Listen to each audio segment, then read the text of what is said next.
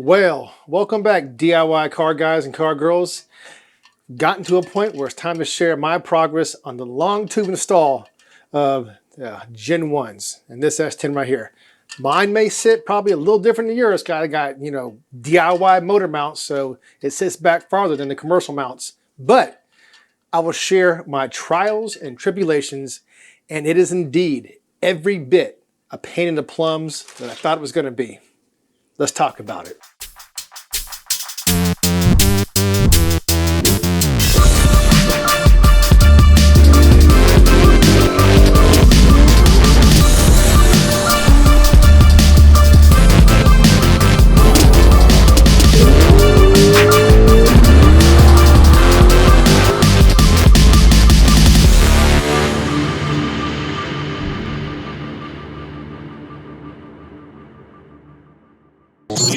All right, so this is what we got so far.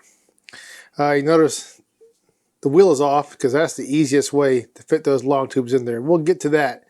But first, let's talk about these flanges real quick. I got the other flange over there, and of course, this is just what I need to port out to fit the actual ports, the exhaust ports on the AFR heads. I just got my little make sure shit don't fall into the motor rags right there. So I didn't like the way they gave you these guys right here, right? And not only that, but it looks like a child tapped them out, and they don't give you but 3 threads in there. So what I did with the other flange right there, I will show you here in a second, is I went ahead and tapped it all the way out. Let me go ahead and I'm not grinding or anything around it right now, so nothing will fall in there. But if you look right there, I'm going to stud that bad boy. I'm not going to hold it up there and try to screw in, crappy bolts, and try to get it all lined up.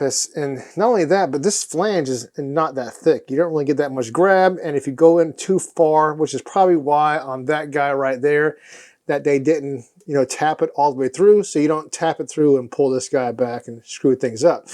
So we are going to use studs. Now this is not long enough for one thing, right? And I'll show you, but it's good enough for the time being. This is basically a grade 8 bolt that I cut the head off, and I'm using it as a stud. Let me show you what I found that'll be perfect for these if you guys want to duplicate this. So this is from Tractor Supply.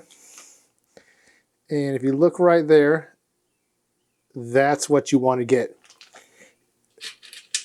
Because I do want to put a washer and a nut on the end of this. So basically what I'm doing is, you can see right here, definitely is a little bit longer. I think this guy is going to work perfect compared to what's on there. Because of course, when I show you guys what's going on over there, there's a gasket that goes on your head side, and the gasket that goes on the flange side, it goes to the headers. So we needed just that little bit of extra cushion for this guy to get good thread engagement. I know you guys are probably seeing a big ass hole right here and all this that I had to beat back. If you look right here, most of the commercial mounts gives you way more room in between the firewall and the motor. Mine sits back a lot more because it's DIY mounts down there. So you probably wouldn't have this same issue. But I have this issue, and you can see right here, see how far back this sits? Even the shorties on my setup, I had to cut a hole right here so I could even access that and get the bolts in there, because this would actually hit the firewall. Eventually, see how so much I beat this back for the new ones to actually work. Eventually, when this motor comes back out, I'm going to cut all this up, and I'm going to fill it all in and weld it. I just don't want to weld that close to the motor. It's just not worth it to me right now. It's still going to work. I'm going to plate it on this side. We'll talk about that later on down the line when I show you how I had to raise this guy up. And again, if you have the commercial motor mounts, the adapters and all that, a lot of guys have said they haven't had to touch this at all. I have had a lot of guys say they had to make this guy longer, which is what I did right here. And basically, I am using the Jeep steering shaft on my setup. I have a video for this. Excuse me. hit a little bit of mountain water. So if you look back in my videos, I have a Jeep steering shaft video how I set this guy to work without the long tubes, and it's actually a pretty good upgrade. I like it a lot. And you see right here, all this welding that I had to do. Well, when the header goes in, this will make way more sense. Some guys said they have not had to do this. I've seen a lot of guys say that they do have to do this even with the commercial mounts. So depending on how your truck sits, this may be something that you have to do. So I basically just borrowed a little bit of this guy right here, because if you look in this guy, you can see that, you know, it's rounded on the top and the edges are flat. And that's how this guy bites on there. But it is smaller than this guy right here. So basically I had to weld this up, and then I had to add some more weld on the side so this guy could actually grab on there. And I also, I'll show you later on, but I put 2 welds right here, so when the bolt goes through, if it gets a little loose, it can't slide off and possibly send me into a ditch. So if it gets a little loose, I can still steer and not die. So let me show you what I did to this to make it nice and strong, that I had confidence that I wouldn't kill myself. So not only is this guy welded right here to the stock column shaft, I took this, I slid it in there, and the stock one has a little hole right there. So I slid it in, welded 2 sides. So this guy sits in here, it's welded to the side right here. It stuck out a little bit, and I welded all the way around. So it has the weld on the outside, and it has the weld on the inside, and I feel pretty confident that this guy right here isn't going to go anywhere, and I should be safe. So that's what I did to this guy right here. And I also had to bring it up. So what we're going to do next, I'm going to go ahead and slide the steering shaft back onto this guy. It's a happy place. And then we're going to throw the headers in there. And here is the back brake line that I had to move. And the reason why is because I had that little curly, which is this guy right here. And this was kind of a pain in the butt. I'll show you what I used to get this guy set up and relocate it so it's not sitting on the headers. I've seen some guys take it from here down in between the headers. I didn't do that. I wanted to put it back against the firewall, because there's nothing worse than trying to pull these guys out and having to take the brake line off. So I did not want to have take any of the brake lines off. Wanted this stuff to come in and out for serviceability if I ever had to take it out. I didn't want to take any brake lines off and rebleed the whole system again. So that's why I tucked this guy really good and tight right here. So if you look right here, you have to use an adapter. This is larger. This is a 9/16 18, and then it goes to a 7/16 24, which then connects to this guy. Gosh dang it, I'm just dropping everything. This guy right here. So there's 2 different sizes. You got to adapt it down. And here is the adapter part number. That should work as long as you're going to this block right here. I'm not sure exactly what size is right here. Maybe it's a different size. Maybe you don't need all that. But if I didn't have to take it off for it to work, I didn't take it off. And I've seen a lot of S10s with this guy right here. I guess this is probably just a little sensor that tells you, like, if your pressure is low and you're about to wreck. Of course, mine doesn't work because my dash doesn't have anything going to it, so my idiot light doesn't work. But I'm definitely not going to take it off if I don't have to and redo it. So I just went off of this guy. So if you're going off of this guy, that's what I did. Alright, so let's first put the steering shaft back on. It goes like that. That's the correct clock, I believe. And again, since I borrowed some from this, it sits back farther because of this. We're still pretty good. So I'm going to leave this guy down here for right now. Let me grab the header. Like I said, if you take the wheel off, this is the easiest way, and definitely studs, because who wants to hold that shit up there and put it in position? So you just kind of take your header, and we're going to put on those studs, all right? And of course, we got to address all this later on, but I want to show you guys the point that I'm at and what I've done so far and why I have done it. Let's take our little bolt, screw that one on, and then screw that one on. Of course, I'll have every single hole studded. All right. See, it's just loose, but it can't go anywhere. So when that tightens up, it's good. And of course, if you're going to cut some off of this guy's base, you got to weld some on the sides to give it a little more grab because it's smaller than the top piece right here. So I think we have this figured out. And also in mine, it's probably because of my mounts, it sits a little higher. So this guy right here had to come up a good bit, and it was a pain in the butt. I got really good at taking this in and out like 50 freaking times, lining everything up and getting it right. So let's go inside and I'll show you what I did in there real quick. But before we go inside, let's just look at that. See how I tucked all that inside? And this guy right here, I borrowed that down from the bottom piece that I took off. And I just moved that location and tucked it in as tight as I could against the firewall right here to keep it off the heat of the header. And also, before we go inside, let me show you guys this.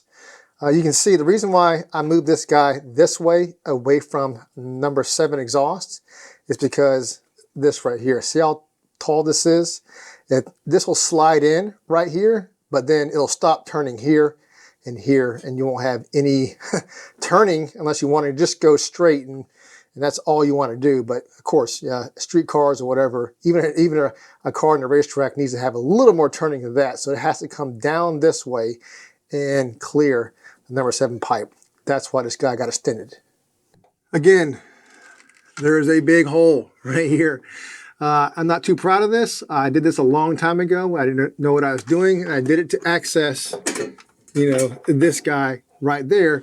Of course, this is coming out. I haven't dropped it out yet because it's not needed to drop out to get all this stuff lined up. Eventually, this guy will come out, and then when the motor comes out in the future, I will cut all this up and weld it up nice and pretty like. But for right now, since the motor's in there, I'm not going to worry about it. And I do have these guys right here. This used to be where the plate was. I would screw these off, take the plate off, put it back on. But now that I bit all this in to clear the exhaust, of course, the plate doesn't work, so I had to make another plate. But at least the plate, I'll put a plate that goes over all this, and it'll keep any, you know, fuel or whatever coming into the cab if I get in a wreck. Honestly, if I get in a wreck with no roll cage, I'm pretty much done anyways. But we'll at least be able to cover all this up with a plate for now. Like I said, when the motor comes out, we will address this later on. So right here, this guy used to come all the way down. All I did was just slot these holes, and then I moved the whole thing up. Basically, this had to come out several times. It had to come out for me to weld the extension on it. And it came out because it's way easier to grind on this and get everything set up and put it back in and look at it while, you know, it's out. Try and do it in here underneath. Don't even try to do it. So basically, this guy comes off. There's a bolt here, bolt here, and there's a bolt at the top, which I didn't put on because I have another one right there. And these washers just to give it some more clamping force on this guy. And then there is this guy right here and this guy right here. And the whole thing slides out. Once you undo this, and I believe this is for your lights right here. And of course, this is your brake light. It's a sensor. When your brake comes back, it hits this. Excuse me. And this guy, you just got to take, where's it off? This off to get all this stuff out the way. But it's pretty simple. I mean, it's not really that bad to get the steering shaft out of your S10 if you're wondering about that. Not bad at all. So that's pretty much where we're at right now in the install. And like I said, of course, all this has to be relocated probably to the inside to keep it off all the heat, because if not, it's just going to burn up. All my nitrous lines have to be relocated to the inside of the frame rail. Of course, they were on the outside because before with the short tube headers, they were on the inside and didn't want to burn them up there, so that's why they're here on the outside. So that has to all be relocated also. In the future video, we'll do that. Like I said, I want to take care of just one side at a time and show you guys everything that I had to do to get this to work. And like I said, mine might not be the same as yours, but it'll at least give you an idea. Like if you run into a problem and you need to address it, this is what I have done to fix it, and it might give you guys a little insight. And of course, this guy right here, I think we're going to cut it right here, put a bend, and we're going to take it out that way underneath, put the exhaust on there and the dumps past the cab so I can be in the streetcar class. So that's pretty much where we're at so far. One huge plus about these long tubes right here is accessing your plugs. It is super easy to put your hand on every single plug and get it out. Like, especially if you're a nitrous motor and you need to look at your tune-up, this is going to make my life 10 times easier, because the shorties were definitely one of the hardest vehicles to change the plugs, especially as AFR heads, because of the raised runner. It just made everything really difficult to get to. But like I said, I'm definitely going to stud this. I think this is way better than what they give you. This is going to come out slightly more, of course, but I think it's still going to be okay. I got plenty of space right here. I can stick my finger underneath there. So it's going to come out a little more because you have a gasket on the head and a gasket in between the flange. And that's why you can see right here, look at this. I barely have any bite, but I want to have full engagement, and I want to put a washer on this side also, so we have really good bite on these long tubes whenever they go in. And I do think a stud is going to be way better than a bolt in there. It's going to give you more clamping force. It's going to be easier to put on and all that. So that's what we're going to do. Now, as far as turning radius, I have looked at it. We'll address this later on because we are so far from putting this thing on the street and driving it. It didn't look too bad, but if you have fatter tires, you definitely need a skinnier tire up front.